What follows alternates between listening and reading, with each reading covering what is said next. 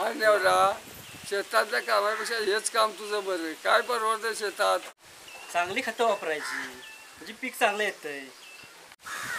अरे खताने तर वाट लागल्या शेताची. काय येते शेतात?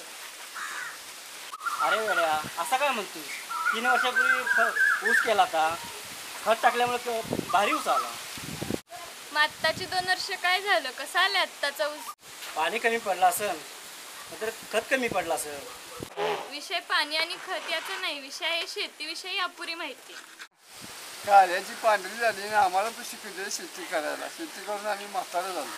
आजकाल सोयीसुविधा खूप झाल्यात, चांगली गोष्ट आहे, पण माणसाचा स्वार्थी स्वभाव प्रत्येक गोष्टीला कारणीभूत ठरतो.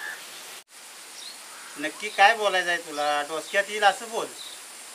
विज्ञान नावाची गोष्ट माहिती आहे का तुम्हाला? माझ्या पोरग्याला हाच विषय आहे शाळेत. नशीब माझं एवढं तरी कळलं. जसं आपण आपल्या पोरांना जपतो तसं आपल्या शेतीला पण जपायला पाहिजे. म्हणजे काय आम्ही जपीत नाही? अरे जरा थांब तू, तिला काय बोलायचं आहे ते बोलू दे. हा बोल आता.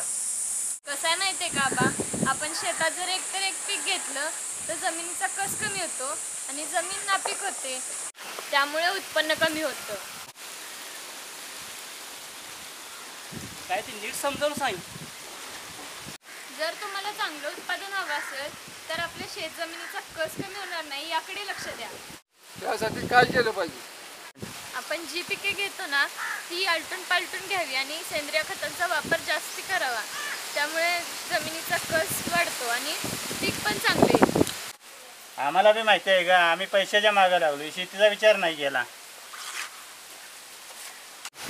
तू म्हणते तशी शेती करू. बरं बरं ठीक आहे, मी जाते आता. काय वाटलं तर सांगा मग.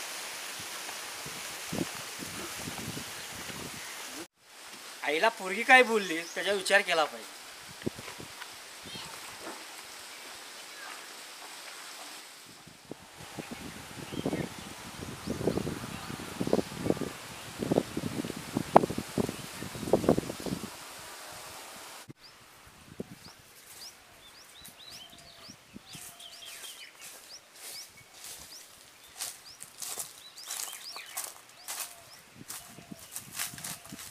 काय काय विजय इथं झोपलायस वय? हा मला सुखानं पण माणसं झोपून देत नाहीत. मग ते बास कर तुझं कुराण. तू कशाला उठवलंस ते सांग. काहीतरी सांगायला आलेलो तुला, पण तुला झोप महत्वाची आहे. झोप तू आता, झोप तू झोप. नको काय सांगायला ते सांग आता तू. गावात लय बदल होणार आहे बघ, असं वाटतंय बघ. बदल? तो कसला रे? अरे ती शहरातून आलेली अंजलीची बहीण आहे ना, तिला लय ध्यान बघ, लय शिकली ती बघ. तुला कसं रे माहित ती लय शिकली ती? अरे गावात तिच्याविषयी चर्चा चालली होती. लोक म्हणत होते की शेतीविषयी तिला भरपूर माहिती आहे. आता त्यात काय नवीन? अरे मला काय शेतीविषयी माहिती नाही वी. हाय की र, पण ती विज्ञान का काही शिकून आली आणि त्यातून शेती चांगली होती असे ती म्हणते की र. अरे विज्ञान नाही विज्ञान बोलतात त्याला. पण काय बोलत होती ती? एवढं काय माहित नाही बा, पण ती लय हुशार आहे बघ ती. बर तुझं ते नेहा पोरण सपलं असलं तर जा आता, मला काम बघून देत. आयला विजय साहेबांना नाव पण माहिती आहे तिचं. ए जातोच का गप आपला? जातो की. मुंबई से आया मेरा दोस्त, दोस्त को सलाम कर. मुंबई से आया जाता जाता मलाच टोमना मारून गेला. कळतं रे मला पण.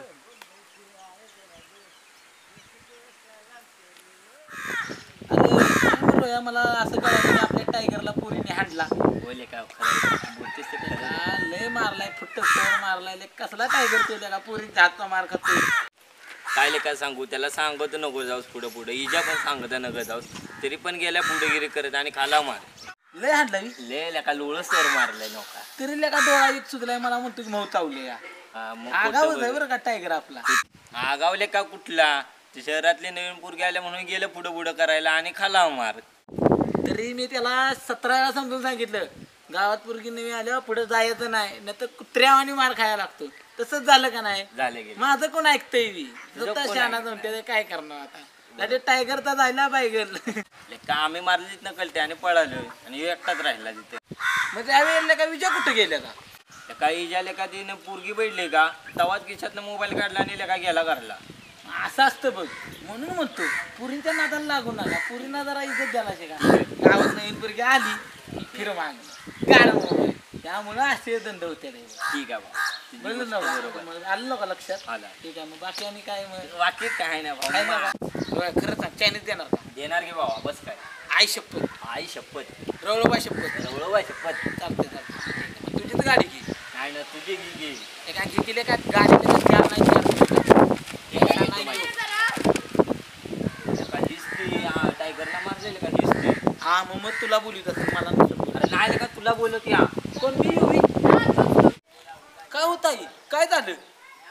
अरे घाबरू नको, मी काय खात नाही तुला. मी नाही बाबा, तुमचं काय सांगताय ना, कधी पण धरून हांचीला. काय बोललास? काय जाऊ कुठं काय ना आपण बोललेलं, आपण आपलं घरीच नाही. अरे मला आपल्या गावच्या शेतीची पद्धत बघायची, मला दाखवायला मदत करशील? मारणार नसलं तर मदत करतो, कारण टायगरचं मांजर केलेलं आमच्या कानावर पडले. अरे आपलं कसं आहे माहिती आहे का, जो आपल्याशी नीट आपण त्याच्याशी नीट. घाबरू नको, चल.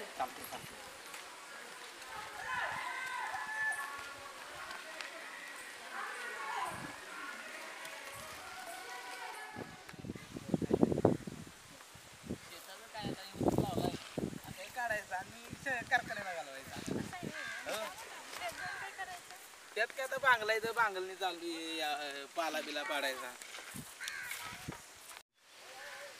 किती छान आहेत ना ती सूर्यफुलं. तर असणारच की, शेणखत वापरतात तात्या आमचं. अरे त्यामुळेच शेणखत गांडूळ खत ते शेताला उत्तम असतं. बाजारात पण इकत खत भेटतात की, त्यानं पण लय भारी पिकं येतात ती. हो, त्यानं पण पीक भारी येतं, पण त्यांच्या अतिवापरामुळे जमिनीचा कस कमी होतो. बरं चला आता जरा पुढे जाऊन येऊ. चल चल.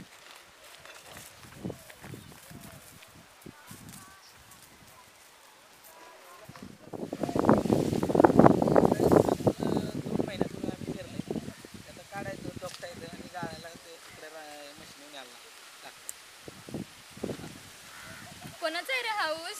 छान आलाय. असणारच छान, विजेचा शेवटी ऊस आहे ना ह्यो. म्हणजे शेती पण जमते वय विजयला. शेती जमते.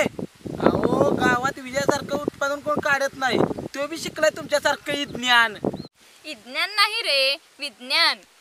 तुम्हाला सांगतो, आमच्या गावात विजयासारखी शेती कुणाकडेच नाही, आणि शेतीच्या बाबतीत त्याचा हात कोणच धरू शकत नाही. ही तर चांगली गोष्ट आहे. विजयला एवढं माहिती आहे शेतीविषयी, तर तो गावकऱ्यांना का नाही सांगत की शेती कशी करावी? मॅडम, आमचा विद्या लय साधा सोधा आहे बघा. पण आमच्या गावातलं वातावरणच असं आहे का नाही राजकारणाचं, की आमचा ते विजय कुणाच्या आद्यातमध्ये नसतो बघा. एकटा जीव आणि सदाशिव. असं आहे का? हो. बर बरं, मला आता घरला जाऊन मसर घेऊन पाण्यात जायचं आहे. जाऊया आपलं.